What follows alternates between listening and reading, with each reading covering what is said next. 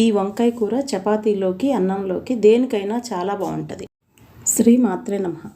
వంకాయ పెరుగు మజ్జిగతో చేసే కూర ఇది. ఇప్పుడు ఈరోజు మనం పెరుగుతో చేస్తాం. ఇదే విధంగా మజ్జిగతో కూడా చేసుకోవచ్చు మన దగ్గర మజ్జిగ ఉన్నప్పుడు. ఈ కాలంలో వంకాయ ఫ్రైలు వేపుళ్ళు అంత బాగుండదు. ఇలా చేసుకున్న కూర చాలా బాగుంటుంది. అందరూ ఇష్టంగా తింటారు. ఇది చపాతీలోకి అన్నంలోకి అన్నిటికీ బాగుంటుంది. ఇది ఈ కూరకి ముందుగా మనం తరిగి పెట్టుకున్న వంకాయలని ఇలాగా తాలింపు వేసేసి ఉల్లిపాయ టమాటా పచ్చిమిరపకాయ అన్నీ వేసాక, ఇప్పుడు ఉల్లిపాయ వేసాం కదా, ఉల్లిపాయ వేసాక పసుపు వేసేసేయాలి. కూర మంచి కలర్ వస్తుంది. పసుపు ముక్కలు వేసాక ముక్కల మీద వేస్తే కూర కలర్ రాదు, ఈవెన్గా పట్టదు. ఇప్పుడు పసుపు ఆయిల్ ఉల్లిపాయలో వేస్తే అంతటికి పడుతుంది. కొన్ని కూరలకైతే ఉప్పు కూడా వేసుకోవాలి. ఈ కూరకు అవసరంలో మధ్యలోనైనా వేసుకోవచ్చు. ఇప్పుడు ఒక టమాటా వేసేద్దాం. ఈ టమాటా కూడా వేయగానే వేగాల్సిన పని లేదు, వెంటనే వేసేసుకోవచ్చు. ఉల్లిపాయ కూడా అట్లా, ఎందుకంటే ఇవి కర్రీసే కదా, ఫ్రై అయితేనే ఉల్లిపాయలు వేగాలి. ఇది కర్రీయే కాబట్టి పులుసులాగా చేసుకోవచ్చు, కర్రీలాగా చేసుకోవచ్చు. ఈ విధానంలో వంకాయ ఈరోజు మనం కొంచెం గుజ్జు కూరలాగా చేసాము. ఇదే పులుసు కావాలంటే కొంచెం వాటర్ ఎక్కువ వేసేసుకుని లిక్విడ్ మజ్జిగ వాటర్ ఎక్కువ వేసుకుంటాం. ఇప్పుడు ఈ వంకాయలు కట్ చేసి పెట్టుకున్న వంకాయలను ఇలా వేసాక కావాల్సినంత ఉప్పు వేసేసి ఒకసారి తిప్పేసి మూత పెట్టేసేయాలి. దీంట్లోకి రాళ్ళ ఉప్పు సరిపోద్ది, సాల్ట్ ఏం వాడాల్సిన పని లేదు. వీటిల్లోకి ఈ కూరలకి ఎప్పుడు కళ్ళుప్పే బాగుంటుంది. కావాల్సినంత వేసేసి ఒక్కసారి తిప్పేసి మూత పెట్టేయాలి. 2 నిమిషాలు, 2 నిమిషాల్లోనే అది మగ్గిపోద్ది కూర. ఉప్పు వేస్తాము, మూత పెట్టేస్తాం కదా, తొందరగా అయిపోద్ది. ఈ కూర మొత్తం కలిస్తే కూడా మనకి 10 నిమిషాల్లో అయిపోద్ది. అంటే ఒక పావు కేజీ వంకాయలు 10 నిమిషాల్లో కూర తయారు చేసుకోవచ్చు మనం. ఒక కప్పు పెరుగు, ఈ ఉల్లిపాయ టమాటా వంకాయ ముక్కలు పెట్టేసి ఇలాగ మూత పెట్టేసాం. ఇప్పుడు మనం పెరుగు ఉంది కదా, ఆ పెరుగుని ఒక కప్పు పెరుగు ఉందన్నాం కదా, ఆ పెరుగుని మిక్సీ పట్టుకుందాం. పెరుగు వేసేయటం వల్ల అంత ఉడికేటప్పటికి అదో రకంగా వస్తుంది, అంత బాగుండదు. అందుకని ఆ పెరుగుని ఇట్లా మిక్సీకి వేసేసుకోండి. ఇది మేగడ పెరుగు అయినా చాలా టేస్ట్ ఉంటుంది, మజ్జిగ అయినా బాగుంటుంది. మజ్జిగ ఉంటే మిక్సీ పట్టే పని లేదు, మన దగ్గర పెరుగు కదా, పెరుగు. దీంట్లో చిన్నది చింతపండు వేసాను. నా దగ్గర ఈరోజు చింతపండు గుజ్జు అయిపోయింది, అందుకని చిన్న చింతపండు నీళ్ళల్లో తడిపేసి ఉంచండి. కొంచెం నానిపోద్ది కదా, మెత్తగుండి తొందరగా మిక్సీ పట్టినప్పుడు కలుస్తుంది.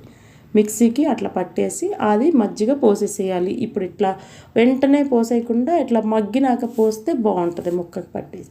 మరీ వెంటనే పోస్తే ముక్క బిరుసెక్కినట్టు అయిపోద్ది, అంటే ముక్క అదో రకంగా ఉంటుంది. ముక్క ఇంత అదో రకంగా టేస్ట్గా కూడా అనిపించదు ఆ కర్రీ. ఇట్లా 1 నిమిషం మగ్గాక, ఉప్పుతో మగ్గాక అప్పుడు పోయాలి మజ్జిగ.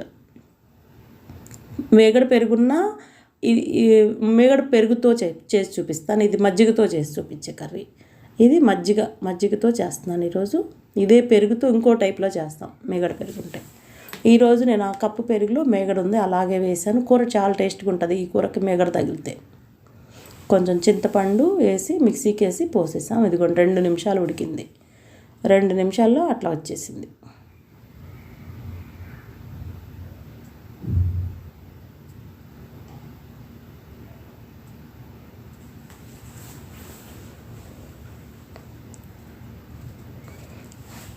పదే 10 నిమిషాలు ఒక కర్రీస్ చేసుకునే విధానం వస్తే పావు గంట 10 నిమిషాల్లో అన్నీ చాలా వరకు మన కర్రీస్ అయిపోతాయి. మంచి టేస్ట్గా కూడా ఉంటాయి. రోజు మిక్సీలు పట్టుకొని మిక్సీలు మసాలాలు పట్టుకునే కూరలు కొన్ని రకాలు ఉన్నాయి. ఇవి అన్నీ సింపుల్గా ఉంటాయి, ప్లస్ హెల్దీ కర్రీస్ ఇవన్నీ.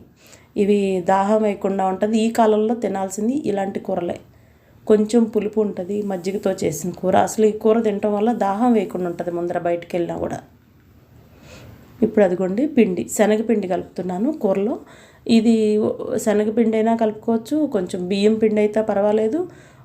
లేదు అంటే గోధుమ పిండి కూడా కలుపుతారు కొందరు, ఒక్కోసారి అందుబాటులో ఈ 2 లేనప్పుడు కూడా. అవి గోధుమ పిండి కొంచెం తక్కువ వేసుకోండి. శనగపిండి వేస్తున్నాను నేను. ఒక స్పూన్ శనగపిండి వేసాను. 1 కప్పు వాటర్లో దీన్ని కలిపేస్తున్నాను.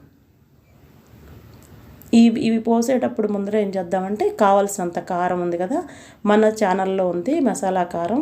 దీంట్లో ధనియాలు, వెల్లుల్లి, జీలకర్ర అన్నీ వేసేసి మసాలా కారం, కూరల కారం అని చెప్పాను.